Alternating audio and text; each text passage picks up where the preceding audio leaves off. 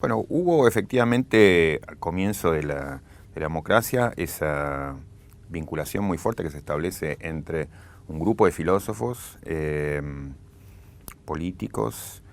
y el presidente Alfonsín. El grupo, por lo que yo sé, bueno, tenía proveniencias diferentes. Hay toda una historia detrás sobre distintas corrientes de la filosofía en Argentina, algunas si se quiere más politizadas que otras, algunas más abiertas a la reflexión sobre problemas de derechos humanos que otras. Hay un giro que hacen muchos de ellos en los últimos, digamos, años de la dictadura hacia la preocupación por temas de interés público y pensar la filosofía desde esa preocupación por temas de interés público. No es casual que uno de los primeros libros que escribe Nino en esa época es Ética de Derechos Humanos, digamos, que mostraba, bueno, cómo, digamos, era un poco la símbolo de cómo estudios que muchos de ellos venían haciendo en ciertas direcciones, empiezan a conjugar con las preocupaciones nuevas que ponía la nueva situación. Hay ahí una discusión en particular que a muchos de ellos llamó la atención y en la que se involucraron, que tuvo que ver con cómo lidiar con el hecho de que la dictadura se había autoamnistiado. Y eso, digamos, para mí es una gran metáfora de cómo poner junta la reflexión académica y la reflexión política. Digamos, Malamud, Jaime Malamud Gotti, Genaro Carrió, Carlos Nino, digamos, bueno, dieron como un buen ejemplo de cómo vincular la reflexión académica con la reflexión política. Y empezaron a explorar una cantidad de alternativas difíciles, porque, digamos, conviene recordar que en esos momentos el principal partido, digamos, argentino, que era el peronismo, estaba muy alineado con la idea de que la amnistía era irremovible por esta idea muy propia del derecho penal, según la cual, digamos, bueno, la ley más benigna es la que rige y entonces uno no puede revertir una ley que se ha establecido, o, digamos, y además eso sumado a una tradición en la Argentina de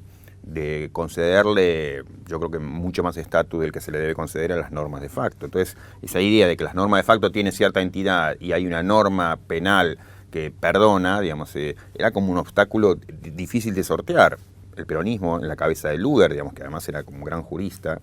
había dicho que no iba a anular la autoamnistía. Y para quienes pensaban, digamos, que esa amnistía debía anularse, había esa gran pregunta de cómo. El tema del divorcio en Argentina no lo estaba pudiendo resolver el Congreso y lo termina resolviendo la justicia, declarando la inconstitucionalidad de una ley, digamos, que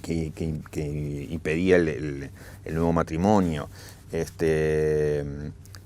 Y ese es claramente un movimiento que muestra ese flujo que había entre, digamos, académicos preocupados por recuperar libertades civiles y jueces que estaban ya ocupando una posición prominente. Otra discusión que hubo muy importante fue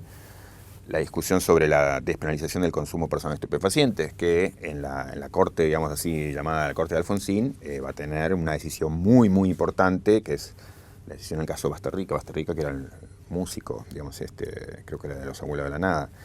Y ese es el origen de la despenalización del consumo personal, que luego la Corte menemista revierte, un par de fallos sobre todo espantosos, y que luego, digamos, se vuelve a revertir hacia una posición más liberal con la última Corte actual, pero, digamos, es interesante llamar la atención sobre eso, con un fallo nuevo, que es el fallo Arriola, que es un fallo muy modesto, claramente, digamos, liberal en comparación con los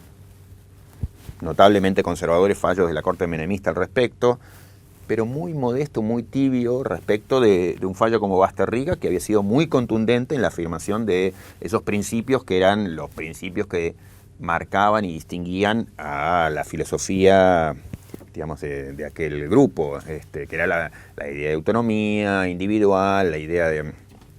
digamos, el principio de inviolabilidad de la persona, el principio de dignidad de la persona. Bueno, eran como los núcleos centrales, las expresiones fundamentales de ese tipo de filosofía. Recuerdo las tensiones que se generaban entre las, digamos, reformas y prácticas que se habían puesto en marcha en materia de juicios militares y las resistencias que había desde el ámbito militar. Eso generó enormes tensiones que sí vivimos muy agudamente. En ese sentido yo tenía menos militancia política, pero mucha militancia pública, digamos, y todos como que pusimos el cuerpo, digamos, en términos efectivos en cada uno de los alzamientos que hubo, digamos, con acciones un poco enloquecidas o irresponsables, pero bueno, digamos, estuvimos siempre presentes ahí frente a cada alzamiento, y fueron siempre situaciones muy trágicas que vivimos muy trágicamente. En su momento, después de una de las peores situaciones, Alfonsín llama al grupo de asesores y él había recibido esto como la directiva de pensar cómo reordenar la cuestión, en lo que luego terminaría con la faceta, digamos así, más desgraciada de la época en términos de reglas legales sobre los juicios, que fueron la ley de audiencia de vida, punto final, pero las instrucciones de los fiscales primero, y entonces hubo como... Sí, se vivió de eso muy trágicamente, pero recuerdo particularmente el momento en que, digamos, desde el Consejo